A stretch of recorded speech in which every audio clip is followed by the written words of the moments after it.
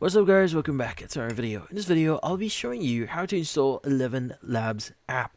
So, you might be wondering how to exactly install the 11 Labs app here. Well, the great thing about 11 Labs here, if you're using an Android device, you can actually install the app itself. So, how do you install it? So first things first is you want to open up Google Play Store here, and you want to go to the search bar at the very bottom of your screen. Now from here, you want to go to search, and just type in the following. It's going to be 11 Labs. Now from here, you should see 11 Reader text to speech.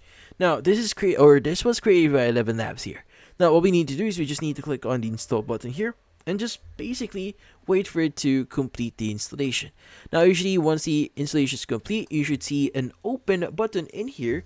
So just go ahead and just press on it, and this should open up the app, and you can just log in into your account or sign up to their platform here or in the app, and basically that's about it. So, if you found this video helpful, don't forget to leave a like or maybe subscribe to our channel. Thank you for watching.